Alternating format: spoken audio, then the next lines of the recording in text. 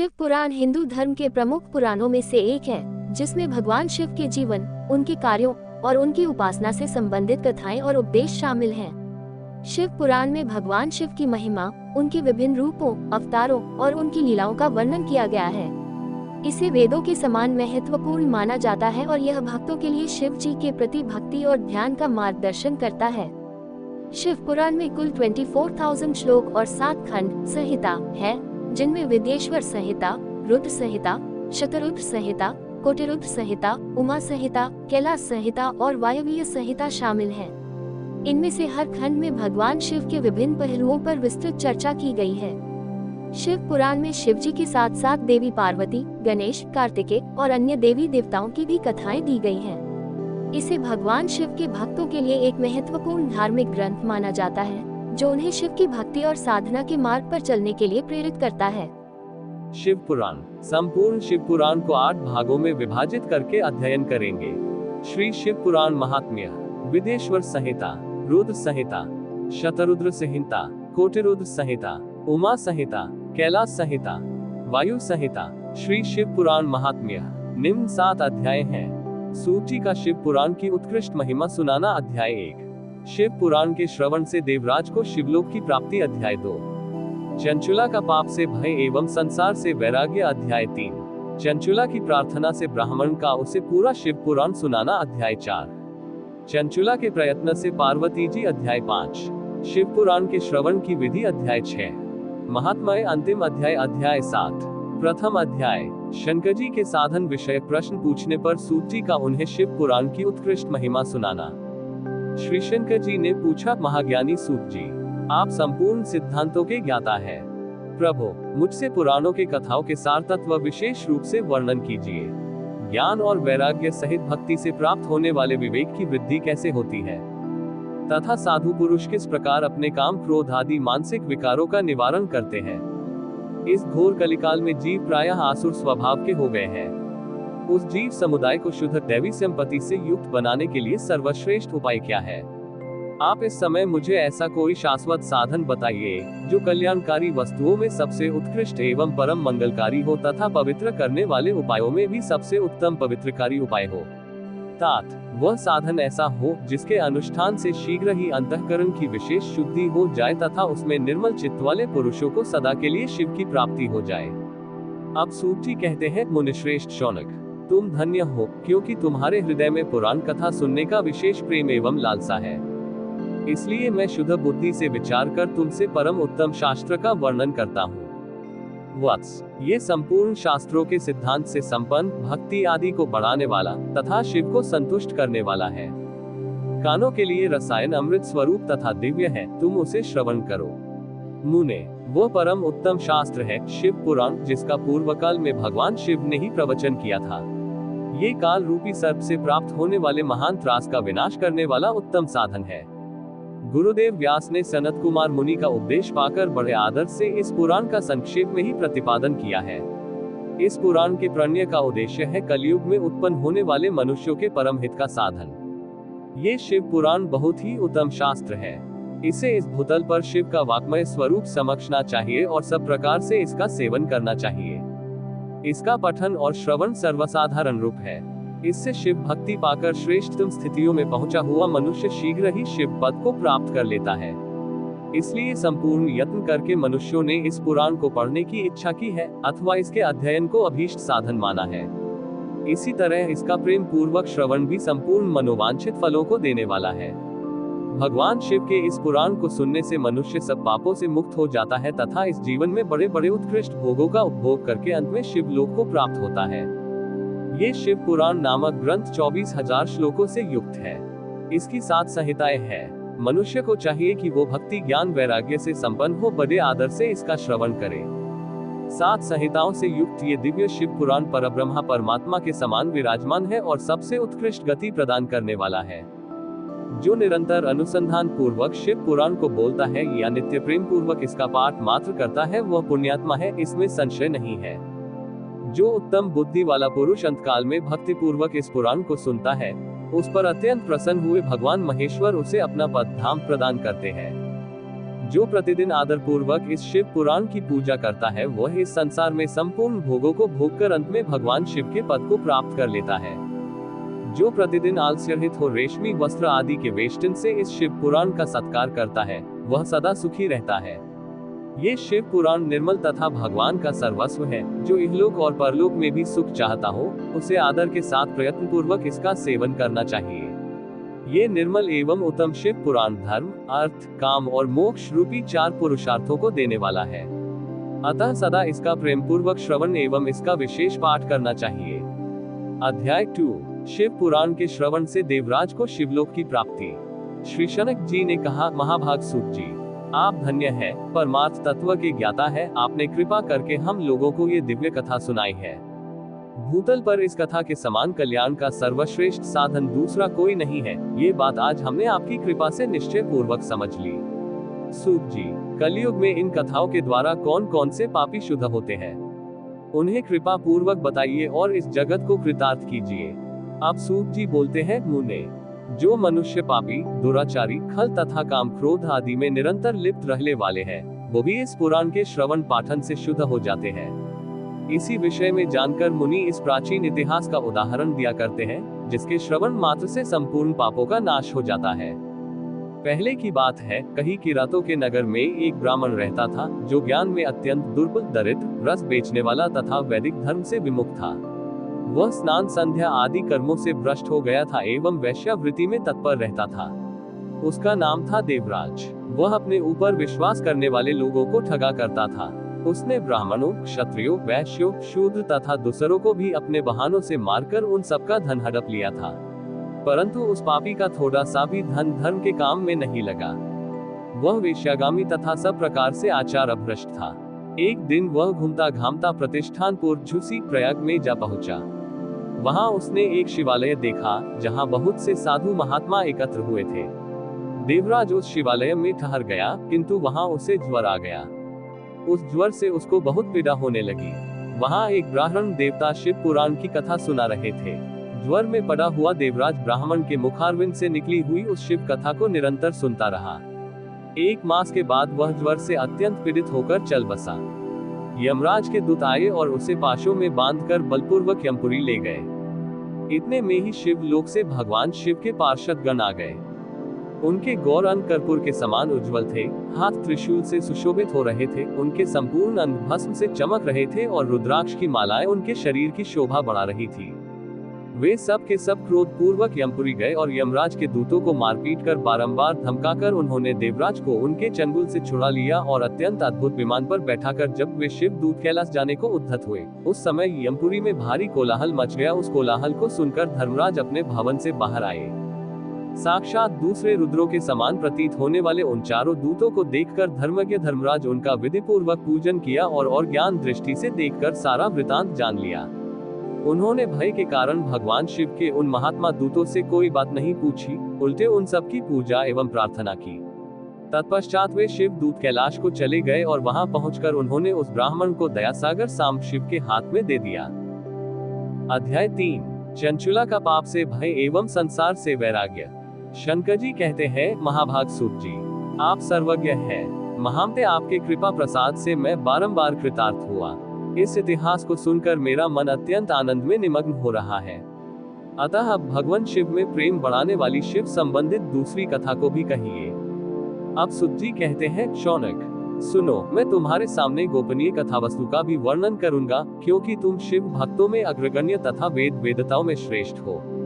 समुद्र के निकटवर्ती प्रदेशों में वाशकल नामक एक ग्राम है, जहां वैदिक धर्म से च्युत महापापी द्विज निवास करते हैं। वे सब के सब बड़े दुष्ट हैं। उनका मन दूषित विषय भोगों में ही लगा रहता है। वे न देवों पर विश्वास करते हैं न भाग्य पर। वे सभी बड़े कुटिल वृत्ति वाले हैं, किसानी करते और भांति भांति के घातक अस्त्र शस्त्र रखते हैं। वे व्यभिचारी और खल हैं। ज्ञान, वैराग्य तथा सधर्म का सेवन ही मनुष्यों के लिए परम पुरुषार्थ है। वे इस बात को बिल्कुल नहीं जानते हैं। वे सभी पशु बुद्धि वाले हैं। जहाँ के द्विज ऐसे बुद्धि वाले हो, वहाँ के अन्य वर्णों के बारे में क्या कहा जाए। अन्य वर्णों के लोग भी उन्हीं की भांति कुत्सित विचार रखने वाले, स्वधर्म विमुख एवं खल है। वे सदा कुकर्म में लगे रहते और नित्य विषय भोगों में ही डूबे रहते हैं। वहाँ की सब औरतें भी कुटिल स्वभाव की, स्वेच्छारिणी, पापासक्त, कुत्सित विचार वाली और व्यभिचारिणी है। वे सद्व्यवहार तथा सदाचार से सर्वथा शून्य है। इस प्रकार वहाँ दुष्टों का ही निवास है। उस वाशकल नामक ग्राम में किसी समय एक बिंदुक नामक ब्राह्मण रहता था। वह बड़ा अधम था, दुरात्मा और महापापी था। यद्यपि उसकी पत्नी बहुत सुंदर थी, तो भी वो कुमार्ग पर ही चलता था। उसकी पत्नी का नाम चंचुला था। वह सदा उत्तम धर्म के पालन में लगी रहती थी, तो भी वह दुष्ट ब्राह्मण उसे छोड़कर वेश्यागामी हो गया था। इस तरह कुकर्म में लगे हुए उस बिंदुक के बहुत वर्ष व्यतीत हो गए। उसकी पत्नी चंचुला काम से पीड़ित होने पर भी स्वधर्म नाश के भय से क्लेश सहकर भी दीर्घ काल तक धर्म से भ्रष्ट नहीं हुई, परंतु दुराचारी पति के आचरण से प्रभावित हो आगे चलकर वो भी दुराचारणी हो गई। इस तरह दुराचार में डूबे हुए उन्मूढ़ चित्त वाले पति पत्नी का बहुत सा समय व्यर्थ बीत गया। तदनंतर शूद्र जातीय वेश्या का पति बना हुआ वह दूषित बुद्धि वाला दुष्ट ब्राह्मण बिंदुक समयानुसार मरकर नरक में जा पड़ा। बहुत दिनों तक नरक का दुख भोग कर वह मूढ़ बुद्धि पापी विंध्य पर्वत पर भयंकर पिशाच हुआ। इधर उस दुराचारी पति बिंदुक के मर जाने पर वह मूढ़ हृदया चंचुला बहुत समय तक अपने पुत्रों के साथ अपने घर में ही रही। एक दिन दैवयोग से किसी पुण्य पर्व के आने पर वह अपने भाई बंधुओं के साथ गोकर्ण प्रदेश में गई। तीर्थयात्रियों के संग से उसने भी उस समय जाकर किसी तीर्थ के जल में स्नान किया। फिर वह साधारणतया मेला देखने की दृष्टि से बंधुजनों के साथ यत्र तत्र घूमने लगी। घूमती घामती किसी देव मंदिर में गई और वहां उसने एक दैवज्ञ ब्राह्मण के मुख से भगवान शिव की परम पवित्र एवं मंगलकारिणी उत्तम पौराणिक कथा सुनी।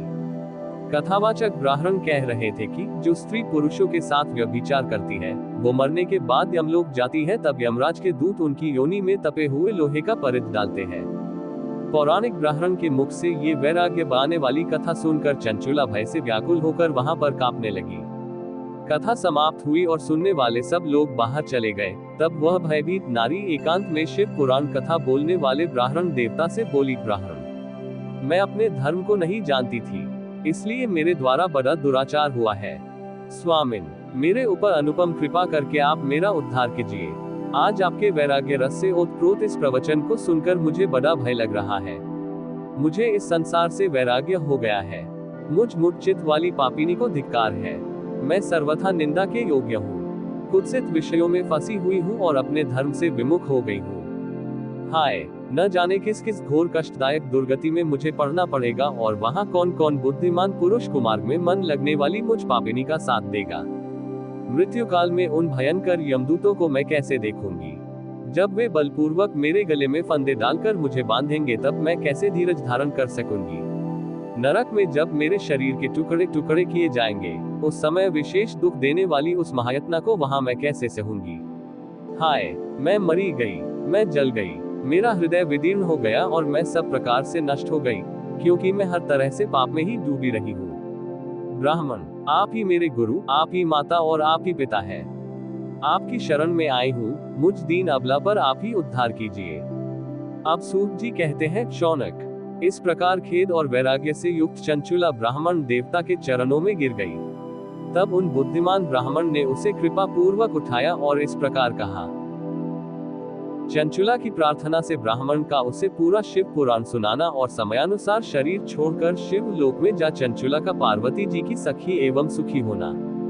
ब्राह्मण बोले, नारी, सौभाग्य की बात है कि भगवान शिव की कृपा से शिव पुराण की इस वैराग्य युक्त कथा को सुनकर तुम्हें समय पर चेत हो गया है। ब्राह्मण पत्नी, तुम डरो मत, भगवान शिव की शरण में जाओ। शिव की कृपा से सारा पाप तत्काल नष्ट हो जाता है। मैं तुमसे भगवान शिव की कीर्ति कथा से युक्त उस परम वास्तु का वर्णन करूंगा, जिससे तुम्हें सदा सुख देने वाली उत्तम गति प्राप्त होगी। शिव की उत्तम कथा सुनने से ही तुम्हारी बुद्धि पश्चाताप से युक्त एवं शुद्ध हो गई है। साथ ही तुम्हारे मन में विषयों के प्रति वैराग्य हो गया है। पश्चाताप ही पाप करने वाले पापियों के लिए सबसे बड़ा प्रायश्चित है। सत्पुरुषों ने सबके लिए पश्चाताप को ही सब पापों का शोधक बताया है। पश्चाताप से ही सब पापों की शुद्धि होती है। जो पश्चाताप करता है वही वास्तव में पापों का प्रायश्चित करता है, क्योंकि सत्पुरुषों ने समस्त पापों की शुद्धि के लिए प्रायश्चित का उपदेश किया है, वह सब पश्चाताप से संपन्न हो जाता है। जो पुरुष विधि पूर्वक प्रायश्चित करके निर्भय हो जाता है, पर अपने कुकर्म के लिए पश्चाताप नहीं करता, उसे प्रायः उत्तम गति प्राप्त नहीं होती है। परंतु जिसे अपने कुकृत्य पर हार्दिक पश्चाताप होता है वह अवश्य उत्तम गति का भागी होता है, इसमें संशय नहीं है। इस शिव पुराण की कथा सुनने से जैसे चित्त की शुद्धि होती है, वैसे दूसरे उपायों से नहीं होती। जैसे दर्पण साफ करने पर निर्मल हो जाता है, उसी प्रकार इस शिव पुराण की कथा से चित्त अत्यंत शुद्ध हो जाता है, इसमें संशय नहीं है। मनुष्यों के शुद्ध चित्त में जगदम्बा पार्वती सहित भगवान शिव विराजमान रहते हैं। इससे वह विशुद्धात्मा पुरुष श्री शाम सदाशिव के पद को प्राप्त होता है। इस उत्तम कथा का श्रवण समस्त मनुष्यों के लिए कल्याण का बीज है। अतः यथोचित शास्त्रोक्त मार्ग से इसकी आराधना अथवा सेवा करनी चाहिए। ये भवबंधन रूपी रोग का नाश करने वाली है। भगवान शिव की कथा को सुनकर फिर अपने हृदय में उसका मनन एवं निधि ध्यासन करना चाहिए। इससे पुनर्तः चित्त शुद्धि हो जाती है। चित्त शुद्धि होने से महेश्वर की भक्ति अपने दोनों पुत्रों ज्ञान और वैराग्य के साथ निश्चय ही प्रकट होती है। तत्पश्चात महेश्वर के अनुग्रह से दिव्य मुक्ति प्राप्त होती है, इसमें संशय नहीं है। जो मुक्ति से वंचित है उसे पशु समझना चाहिए, क्योंकि उसका चित्त माया के बंधन में आसक्त है। वह निश्चय ही संसार बंधन से मुक्त नहीं हो पाता। ब्राह्मण पत्नी, इसलिए तुम विषयों से मन को हटा लो और भक्ति भाव से इस भगवान शंकर की पावन कथा को सुनो। परमात्मा शंकर की इस कथा को सुनने से तुम्हारे चित्त की शुद्धि होगी और इससे तुम्हें मोक्ष की प्राप्ति हो जाएगी। जो निर्मल चित्त से भगवान शिव के चरणारविंदों का चिंतन करता है, उसकी एक ही जन्म में मुक्ति हो जाती है। यह मैं तुमसे सत्य कहता हूँ। अब सूची कहते हैं शौनक। इतना कहकर वो श्रेष्ठ शिव भक्त ब्राह्मण चुप हो गए। उनका हृदय करुणा से आर्द्र हो गया था। वे शुद्ध चित्त महात्मा भगवान शिव के ध्यान में मग्न हो गए। उसके बाद बिंदु की पत्नी चंचुला मन ही मन प्रसन्न हो उठी। ब्राह्मण का उक्त उपदेश सुनकर उसके नेत्रों में आनंद के आंसू छलक आए थे। वह ब्राह्मण पत्नी चंचुला हर्ष भरे हृदय से उन श्रेष्ठ ब्राह्मण के दोनों चरणों में गिर पड़ी और हाथ जोड़कर बोली, मैं कृतार्थ हो गई।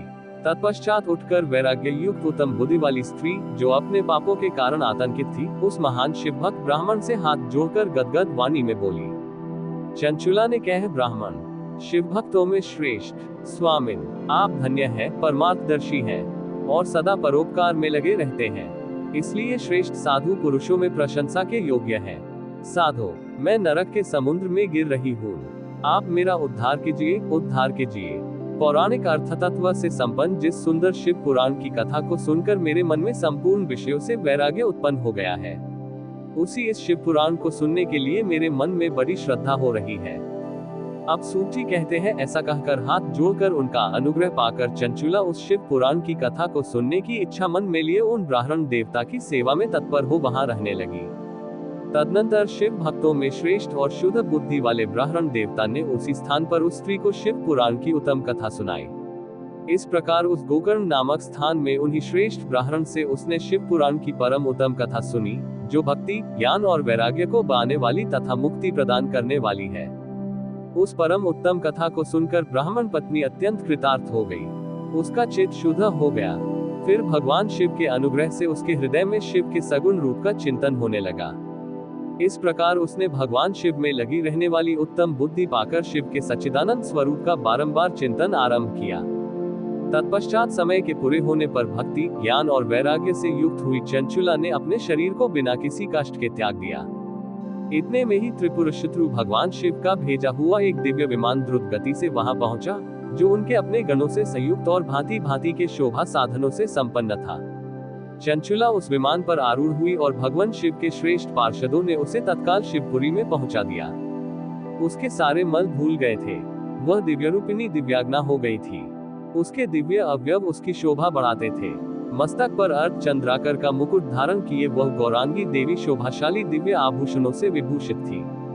शिवपुरी में पहुंचकर उसने सनातन देवता त्रिनेत्रधारी महादेव जी को देखा। सभी मुख्य देवता उनकी सेवा में खड़े थे। गणेश, भृंगी, नंदीश्वर तथा वीरभद्रेश्वर आदि उनकी सेवा में उत्तम भक्ति भाव से उपस्थित थे। उनकी अनकांति करोड़ों सूर्यों की भांति प्रकाशित हो रही थी। कंठ में नीला चिन्ह शोभा पाता था। 5 मुख और प्रत्येक मुख में 3-3 नेत्र थे। मस्तक पर अर्धचंद्राकार मुकुट शोभा देता था। उन्होंने अपने वामान भाग में गौरा देवी को बिठा रखा था, जो विद्युत पुंज के समान प्रकाशित थी। गौरीपति महादेव जी की कांति कपूर के समान गौर थी।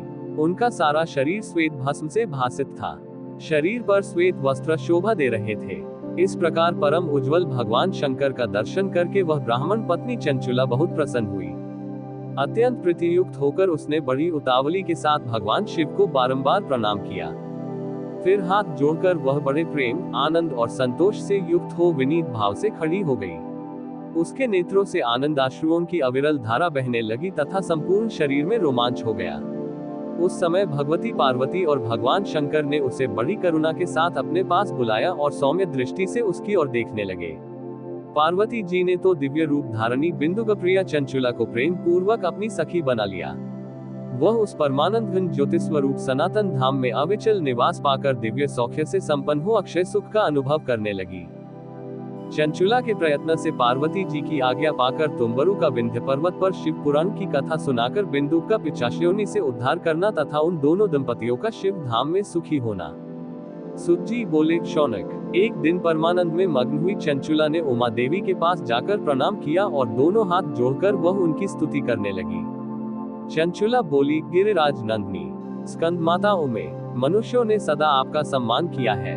समस्त सुखों को देने वाली शंभु प्रिय, आप ब्रह्मा स्वरूपिणी है, विष्णु और ब्रह्मा आदि देवताओं द्वारा सेव्य है। आप ही सगुणा और निर्गुणा है तथा आप आनंद स्वरूपिणी आघा प्रकृति है। आप ही संसार की सृष्टि, पालन और संहार करने वाली है। तीनों गुणों का आश्रय भी आप ही हैं। ब्रह्मा, विष्णु और महेश्वर इन तीनों देवताओं का निवास स्थान तथा उनकी उत्तम प्रतिष्ठा करने वाली पराशक्ति आप ही है। अब सूत जी कहते हैं, शौनक, जिसे सद्गति प्राप्त हो चुकी थी वह चंचुला इस प्रकार महेश्वर पत्नी उमा की स्तुति करके सिर झुकाए चुप हो गई। उसके नेत्रों में प्रेम के आंसू उमा आए थे। तब करुणा से भरी शंकर प्रिया भक्तवत्सला पार्वती देवी ने चंचुला को संबोधित करके इस प्रकार कहा। पार्वती जी बोली, सखी चंचुले सुंदरी, मैं तुम्हारी इसकी हुई स्तुति से बहुत प्रसन्न हूँ। बोलो, क्या वर मांगती हो?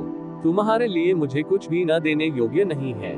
चंचुला बोली, निष्पाप गिरिराज कुमारी, मेरे पति बिंदु इस समय कहाँ है, उनकी कैसी गति हुई है यह मैं नहीं जानती। कल्याणमयी दिन वत्सले, मैं अपने उन पतिदेव से जिस प्रकार संयुक्त हो सकूं वैसा ही उपाय कीजिए। महेश्वरी, महादेवी, मेरे पति एक शूद्र जातीय वेश्या के प्रति आसक्त थे और पाप में ही डूबे रहते थे। उनकी मौत मुझसे पहले हो गई थी, ना जाने वे किस गति को प्राप्त हुए। गिरिजा बोली, बेटी, तुम्हारा बिंदुक नाम वाला पति बड़ा पापी था। उसका अंतःकरण बहुत ही दूषित था।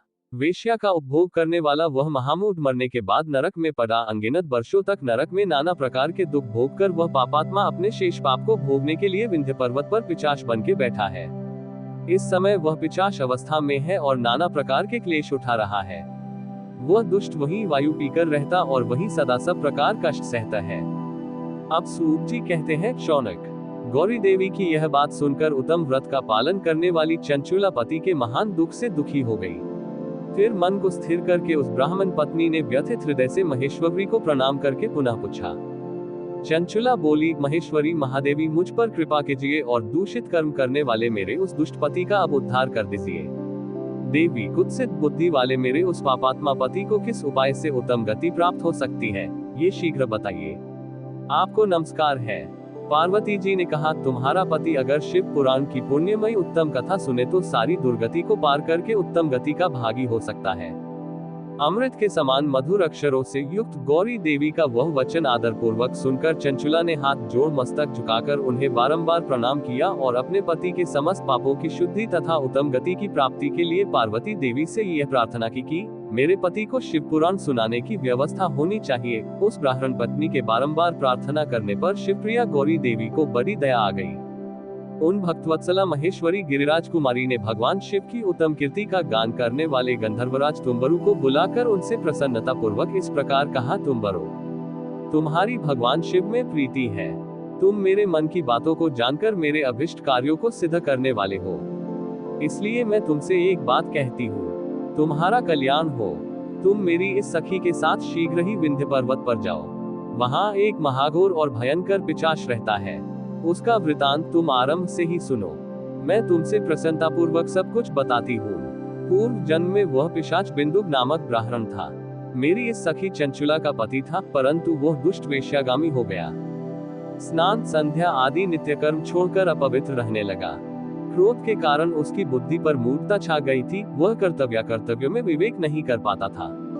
अभक्ष्य भक्षण, सज्जनों से द्वेष और दूषित वस्तुओं का दान लेना, यही उसका स्वाभाविक कर्म बन गया था।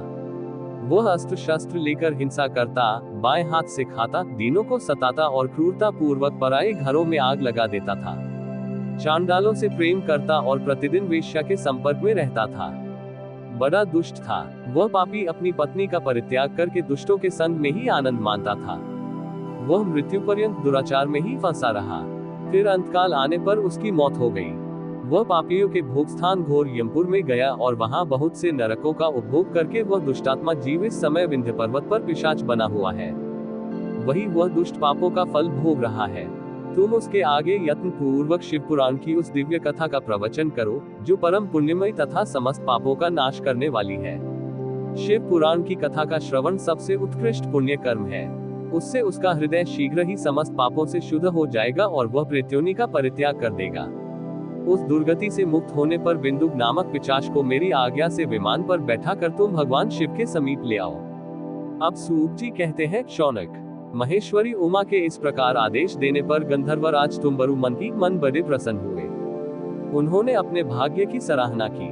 तत्पश्चात उस पिशाच की सती साध्वी पत्नी चंचुला के साथ विमान पर बैठकर नारद के प्रिय मित्र तुम्बुरु वेग पूर्वक विंध्याचल पर्वत पर गए, जहां वह पिशाच रहता था। वहां उन्होंने उस पिशाच को देखा। उसका शरीर विशाल था, ठोड़ी बड़ी थी। वह कभी हंसता, कभी रोता, कभी उछलता था। उसकी आकृति बड़ी विकराल थी। भगवान शिव की उत्तम कृति का गान करने वाले महाबली तुम्बुरु ने उस भयंकर पिशाच को पाशों में बांध लिया। तदनंतर तुम्बुरु ने शिव पुराण की कथा बांचने का निश्चय करके महोत्सवयुक्त स्थान और मंडप आदि की रचना की। इतने में ही संपूर्ण लोकों में बड़े वेग से यह प्रचार हो गया कि देवी पार्वती की आज्ञा से एक पिशाच का उद्धार करने के उद्देश्य से शिव पुराण की उत्तम कथा सुनाने के लिए तुम्बुरु विंध्य पर्वत पर गए हैं। फिर तो उस कथा के सुनने के लोभ से बहुत से देवर्षि भी शीघ्र ही वहां जा पहुंचे। आदर पूर्वक शिव पुराण सुनने के लिए आए हुए लोगों का उस पर्वत पर बड़ा अद्भुत और कल्याणकारी समाज जुट गया। फिर तुम्बुरु ने उस पिशाच को पासों में बांधकर आसन पर बिठाया और हाथ में वीणा लेकर गौरीपति की कथा का आरंभ किया। पहली अर्थात विदेश्वर संहिता से लेकर 7वीं वायु संहिता तक महात्म्य सहित शिव पुराण की कथा का उन्होंने स्पष्ट वर्णन किया। 7 संहिताओं सहित शिव पुराण का आदर पूर्वक श्रवण करके वे सभी श्रोता पूर्ण रूप से कृतार्थ हो गए। उस परम पुण्य में शिव पुराण को सुनकर उस पिशाच ने अपने सारे पापों को धोकर उस पैशाचिक शरीर को त्याग दिया। फिर तो शीघ्र ही उसका रूप दिव्य हो गया, अनकौंती गौर वर्ण की हो गई। शरीर पर श्वेत वस्त्र तथा सब प्रकार से सुशोभित आभूषण उसको अंगों को उद्भासित करने लगे। वह त्रिनेत्रधारी चंद्रशेखर रूप हो गया। इस प्रकार दिव्य देहधारी रूप होकर श्रीमान बिंदुक अपनी प्राणवल्लभा चंचुला के साथ स्वयं पार्वती वल्लभ भगवान शिव का गुणगान करने लगा। उसकी स्त्री को इस प्रकार से सुशोभित देख वे सभी देवर्षि बड़े विस्मित हुए। उनका चित्त परमानंद से परिपूर्ण हो गया। भगवान महेश्वर का वह अद्भुत चरित्र सुनकर वे सभी श्रोता परम कृतार्थ हो प्रेम पूर्वक श्री शिव का यशोगान करते हुए अपने अपने धाम को चले गए। दिव्य रूपधारी श्रीमान बिंदुक भी सुंदर विमान पर अपनी प्रियतमा के पास बैठकर सुखपूर्वक आकाश में स्थित हो बड़ी शोभा पाने लगे। तदनंतर महेश्वर के सुंदर एवं मनोहर गुणों का गान करता हुआ वह अपनी प्रियतमा तथा तुम्बुरु के साथ शीघ्र ही शिवधाम में जा पहुंचा। वहां भगवान महेश्वर तथा पार्वती देवी ने प्रसन्नता पूर्वक बिंदुक का बड़ा सत्कार किया और उसे अपना पार्षद बना लिया। उसकी पत्नी चंचुला पार्वती जी की सखी हो गई। उस घनीभूत ज्योति स्वरूप परमानंदमय सनातन धाम में अविचल निवास पाकर वे दोनों दंपति परम सुखी हो गए। शिव पुराण के श्रवण की विधि तथा श्रोताओं के पालन करने योग्य नियमों का वर्णन। शौनक जी कहते हैं, महाप्राज्ञ व्यास शिष्य सूत जी, आपको नमस्कार है। आप धन्य हैं, शिव भक्तों में श्रेष्ठ हैं। आपके महान गुण वर्णन करने योग्य है। अब आप कल्याणमय शिव पुराण की श्रवण की विधि बताइए, जिससे सभी श्रोताओं को उत्तम फल की प्राप्ति हो सके। अब सूत जी कहते हैं, मुने शौनक, अब मैं तुम्हें संपूर्ण फल की प्राप्ति के लिए शिव पुराण के श्रवण की विधि बता रहा हूँ।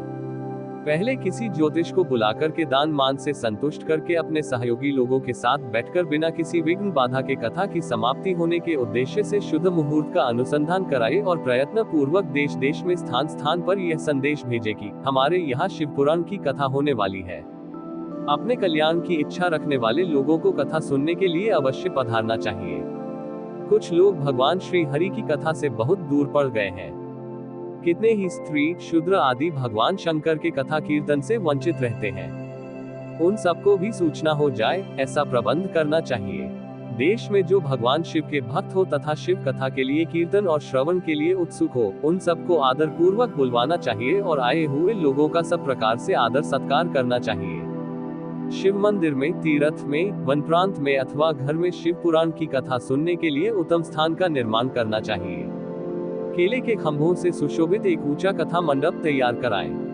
उसे सब और फल फूल आदि से तथा सुंदर चंदोबे से अलंकृत करें और चारों ओर ध्वजा पताका लगाकर तरह तरह के सामानों से सजाकर सुंदर शोभा संपन्न बना दें। भगवान शिव के प्रति सब प्रकार से उत्तम भक्ति करनी चाहिए। वही सब तरह से आनंद का विधान करने वाले हैं। परमात्मा भगवान शंकर के लिए दिव्य आसन का निर्माण करना चाहिए तथा कथावाचक के लिए भी एक ऐसा दिव्य आसन बनाना चाहिए जो उनके लिए सुखद हो सके। मुने, नियम पूर्वक कथा सुनने वाले श्रोताओं के लिए भी यथायोग्य सुंदर स्थानों की व्यवस्था करनी चाहिए। अन्य लोगों के लिए साधारण स्थान ही रखना चाहिए। जिसके मुख से निकली हुई वाणी देहधारियों के लिए कामधेनु के समान अभिष्ट फल देने वाली होती है, उस पुराणवेता विद्वान वक्ता के प्रति तुच्छ बुद्धि कभी नहीं करनी चाहिए। संसार में जन्म तथा गुणों के कारण बहुत से गुरु होते हैं, पर उन सब में पुराणों के ज्ञाता विद्वान ही परम गुरु माना गया है। पुराण वेता पवित्र, दक्ष, शांत, ईर्ष्या पर विजय पाने वाला, साधु और दयालु होने चाहिए। ऐसा प्रवचन कुशल विद्वान इस पुण्यमयी कथा को कहे। सूर्योदय से आरंभ करके 3:30 पहर तक उत्तम बुद्धि वाले विद्वान पुरुष को शिव पुराण की कथा उत्तम रीति से बांचनी चाहिए। मध्याह्न काल में 2 घड़ी तक कथा बंद रखनी चाहिए, जिससे कथा कीर्तन से अवकाश पाकर लोग मल मूत्र का त्याग कर सके। कथा प्रारंभ के दिन से 1 दिन पहले व्रत ग्रहण करने के लिए वक्ता को क्षौर करा लेना चाहिए। जिन दिनों कथा हो रही हो, उन दिनों प्रयत्न पूर्वक प्रातः काल का सारा नित्यकर्म कम समय में ही कर लेना चाहिए। वक्ता के पास उसकी सहायता के लिए एक दूसरा वैसा ही विद्वान स्थापित करना चाहिए। वह भी सब प्रकार के संशयों को निवृत्त करने में समर्थ और लोगों को समझाने में कुशल हो। कथा में आने वाले विघ्नों को दूर करने के लिए गणेश जी का पूजन करें। कथा के स्वामी भगवान शिव की तथा विशेषता शिव पुराण की पुस्तक की भक्ति भाव से पूजा करें। तत्पश्चात उत्तम बुद्धि वाला श्रोता तन मन से शुद्ध एवं प्रसन्नचित हो आदर पूर्वक शिव पुराण की कथा को सुने। जो वक्ता और श्रोता अनेक प्रकार के कर्मों में भटक रहे हो, काम आदि छह विकारों से युक्त हो, स्त्री में आसक्ति रखते हो और पाखंड पूर्ण बातें कहते हो, वे पुण्य के भागी नहीं होते। जो लौकिक चिंता तथा धन, घर एवं पुत्र आदि की चिंता को छोड़ कथा में मन लगाए रहते हैं, उन शुद्ध बुद्धि वाले पुरुषों को उत्तम फल की प्राप्ति होती है। जो श्रोता श्रद्धा और भक्ति से युक्त होते हैं, दूसरे कर्मों में मन नहीं लगाते और मौन, पवित्र एवं उद्वेग शून्य होते हैं, वे ही पुण्य के भागी होते हैं। महात्मय अंतिम अध्याय। सूत जी बोलते हैं, शौनक, अब शिव पुराण सुनने का व्रत लेने वाले पुरुषों के लिए जो नियम है उसे भक्ति पूर्वक सुनो। नियम पूर्वक इस श्रेष्ठ कथा को सुनने से बिना किसी विघ्न बाधा के उत्तम फल की प्राप्ति होती है। जो लोग दीक्षा से रहित है, उनका कथा श्रवण में अधिकार नहीं है। अतः मुने, कथा सुनने की इच्छा वाले सब लोगों को पहले वक्ता से दीक्षा ग्रहण करनी चाहिए। जो लोग नियम से कथा सुने, उनको ब्रह्मचर्य से रहना, भूमि पर सोना, पतल में खाना और प्रतिदिन कथा समाप्त होने पर ही अन्न ग्रहण करना चाहिए। जिसमें शक्ति हो वो पुराण की समाप्ति तक उपवास करके शुद्धता पूर्वक भक्तिभाव से शिव पुराण को सुने। इस कथा का व्रत लेने वाले पुरुष को प्रतिदिन एक ही बार हविष्यान भोजन करना चाहिए। जिस प्रकार से कथा श्रवण का नियम सुखपूर्वक साध सके, वैसा ही करना चाहिए। गरिष्ठ अन्न, दाल, जला अन्न, सेम, मसूर, भवदूषित तथा बासी अन्न को खाकर कथावृत्ति पुरुष कभी कथा न सुने। जिसने कथा का व्रत ले रखा हो, वह पुरुष प्याज, लहसुन, हींग, गाजर, मादक वस्तु तथा आमिष कही जाने वाली वस्तुओं को त्याग दे। कथा का व्रत लेने वाला पुरुष काम, क्रोध आदि 6 विकारों को, ब्राह्मणों की निंदा को तथा पतिव्रता और साधु संतों की निंदा को भी त्याग दे। कथाव्रती पुरुष प्रतिदिन सत्य, शौच, दया, मौन, सरलता, विनय तथा हार्दिक उदारता, इन सद्गुणों को सदा अपनाए रहे। श्रोता निष्काम हो या सकौम, वह नियम पूर्वक कथा सुने। सकौम पुरुष अपनी अभिष्ट कामना को प्राप्त करता है और निष्काम पुरुष मोक्ष को पा लेता है। दरिद्र, क्षय रोगी, पापी, भाग्यहीन तथा संतानरहित पुरुष भी इस उत्तम कथा को सुने। काक, बंध्या आदि जो 7 प्रकार की दुष्टा स्त्रियां हैं, वे तथा जिसका गर्भ गिर जाता हो, इन सभी को शिव पुराण की उत्तम कथा को सुननी चाहिए। मुने, स्त्री हो या पुरुष, सबको यत्न पूर्वक विधि विधान से शिव पुराण की यह उत्तम कथा सुननी चाहिए। महर्षि, इस तरह शिव पुराण की कथा के पाठ एवं श्रवण संबंधित यज्ञोत्सव की समाप्ति होने पर श्रोताओं को भक्ति एवं प्रयत्न पूर्वक भगवान शिव की पूजा की भांति पुराण पुस्तक की भी पूजा करनी चाहिए। तदनंतर विधि पूर्वक वक्ता की भी पूजा करना आवश्यक है।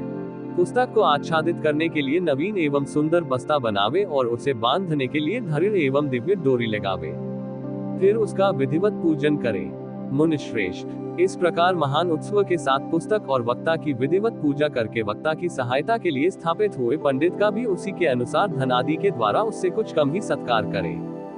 वहां आए हुए ब्राह्मणों को अन्न धन आदि का दान करे। साथ ही गीत, वाद्य और नृत्य आदि के द्वारा महान उत्सव रचाए। यदि श्रोता विरक्त हो तो उसके लिए कथा समाप्ति के दिन विशेष रूप से उस गीता का पाठ करना चाहिए, जिसे श्री रामचंद्र जी के प्रति भगवान शिव ने कहा था।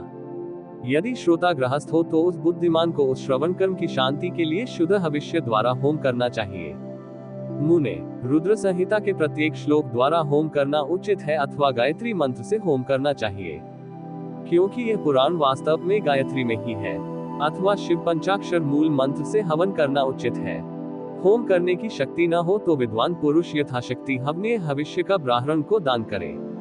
न्यूनातिरिक्ता रूप दोष की शांति के लिए भक्ति पूर्वक शिव सहस्त्र नाम का पाठ अथवा श्रवण करे। इससे सब कुछ सफल होता है, इसमें संशय नहीं है, क्योंकि तीनों लोकों में उससे बका कोई वस्तु नहीं है। कथा श्रवण संबंधित व्रत की पूर्णता की सिद्धि के लिए 11 ब्राह्मणों को मधु मिश्रित खीर भोजन कराए और उन्हें दक्षिणा दे। मुने, यदि शक्ति हो तो 3 तोले सोने का एक सुंदर सिंहासन बनवाएं और उस पर उत्तम अक्षरों से लिखी अथवा लिखाई हुई शिव पुराण की पोथी विधि पूर्वक स्थापित करें। तत्पश्चात पुरुष उसकी आवाहन आदि विविध उपचारों से पूजा करके दक्षिणा चाहें। फिर जितेंद्रिय आचार्य का वस्त्र आभूषण एवं गंध आदि से पूजन करके दक्षिणा सहित वह पुस्तक उन्हें समर्पित कर दे। उत्तम बुद्धि वाला श्रोता इस प्रकार भगवान शिव के संतोष के लिए पुस्तक का दान करे। इस पुराण के उस दान के प्रभाव से भगवान शिव का अनुग्रह पाकर पुरुष भवबंधन से मुक्त हो जाता है। इस तरह विधि विधान का पालन करने पर श्री संपन्न शिव पुराण संपूर्ण फल को देने वाला तथा भोग और मोक्ष का दाता होता है। मुने, शिव पुराण का वह सारा महत्व जो संपूर्ण अभिष्टों को देने वाला है, मैंने तुम्हें कह सुनाया। अब और क्या सुनना चाहते हो? श्रीमान शिव पुराण सब पुराणों के भाल का तिलक माना गया है। ये भगवान शिव को अत्यंत प्रिय, रमणीय तथा भय रोग का निवारण करने वाला है। जो सदा भगवान शिव का ध्यान करते हैं, जिनकी वाणी भगवान शिव के गुणों की स्तुति करती है और जिनके दोनों कान उनकी कथा सुनती हैं, इस जीव जगत में उन्हीं का जन्म लेना सफल है। वे निश्चय ही संसार सागर से पार हो जाते हैं। भिन्न भिन्न प्रकार के समस्त गुण जिनके सच्चिदानंदमय स्वरूप का कभी स्पर्श नहीं करते, जो अपनी महिमा से जगत के बाहर और भीतर भासमान है तथा जो मन के बाहर और भीतर वाणी एवं मनोवृत्ति रूप में प्रकाशित होते हैं, उन अनंत आनंद घन रूप परम शिव की मैं शरण लेता हूँ। श्री शिव पुराण महात्म्य समाप्त। ओम नमः शिवाय।